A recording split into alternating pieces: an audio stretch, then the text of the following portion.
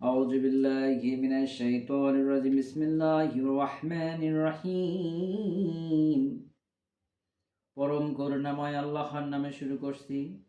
আমি সর্বপ্রথম সেই মহান আল্লাহ তাআলার উপর শুকরিয়া আদায় করি, যিনি আমাকে আপনাদের সামনে পবিত্র কোরআনুল এবং হাদিস কালাম থেকে কিছু বলার তৌফিক দান করেছেন। সর্বপ্রথম আল্লাহ তাআলার শুকরিয়া আদায় করি। আলহামদুলিল্লাহ, আলহামদুলিল্লাহ, আলহামদুলিল্লাহ। আজকে আমি পবিত্র কোরআনুল কারিমের বৈশিষ্ট্য সমূহ নিয়ে আলোচনা করব। আমার পবিত্র কোরআনুল কারিম আমরা সবাই জানি আল্লাহ তাআলার নাজিলকৃত 104 খানা কিতাবের মধ্যে পবিত্র কোরআনুল কারিম সর্বশ্রেষ্ঠ। পবিত্র কোরআনুল কারিমের প্রধানত দুইটা নাম, একটা হচ্ছে পবিত্র কোরআনুল মাজিদ বা কোরআনুল কারিম 1, 2 নাম্বার ফুরকান হিসেবে অভিহিত করা যায়। পবিত্র কোরআনুল কারিম 30 পারার অন্তর্ভুক্ত। পবিত্র কোরআনুল কারিম 114টা সূরা নিয়ে গঠিত।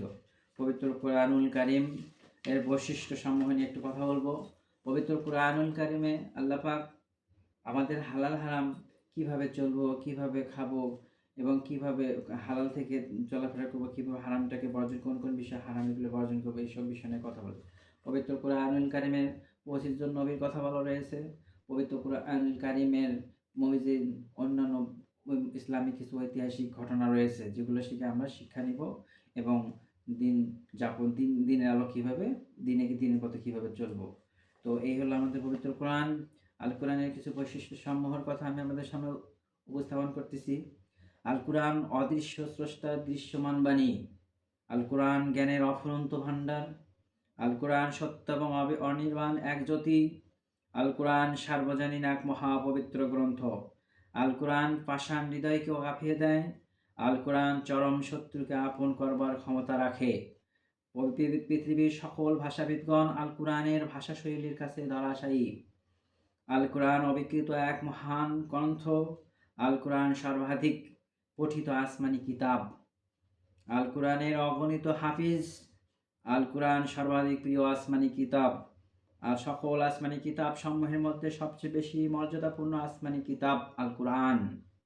আল কোরআন থেকে সকল প্রকার সমস্যার সমাধান পাওয়া যায়। আল কোরআন স্পষ্ট করে বলে দিয়েছেন সৃষ্টি যার, বিধান তার। আল কোরআন শান্তির পথ এবং মুক্তির পথ সুনির্দিষ্ট করে বাতলে দেয়। আল কোরআন মহাসত্যের অসাধারণ এক আলো। আল কোরআন বোঝা সহজ এবং সকল মুসলমানদের জন্য কি ফরজ। আল কোরআন জানা, মানা এবং অনুসরণ করা সবার জন্য অত্যাবশ্যক এবং আল কোরআন সত্য মিথ্যার পার্থক্যকারী এবং ন্যায় ও ইনসাফ প্রতিষ্ঠাকারী। আল কোরআনের বৈশিষ্ট্য সম্পর্কে জানলাম। আমরা অনেকে বলে থাকি যে আল কোরআনের আলো ঘরে ঘরে জ্বালো। আমি বলি আল কোরআনের আলো ঘরে ঘরে না, অন্তরে অন্তরে জ্বালো, প্রত্যেকটা মুসলিম এবং মুমিনবান্দার ভিতরে। আসুন আল কোরআন সম্পর্কে আমরা ভালোভাবে জানি। আল কোরআনকে আমরা তেলাওয়াত করি, আল কোরআন নিয়ে আমরা আমল করি এবং আমার নবীজির তার নবীজির চলাফেরা এবং তার আদর্শে আদর্শিত হই, আল কোরআনের আমল করি, তাহলে আল্লাহ তাআলা আমাদের উপরে রহমত বর্ষিত করবেন ইনশাআল্লাহ। পাশাপাশি আমরা ইহকালেও ভালো থাকবো এবং আখিরাতেও জান্নাত পাবো ইনশাআল্লাহ।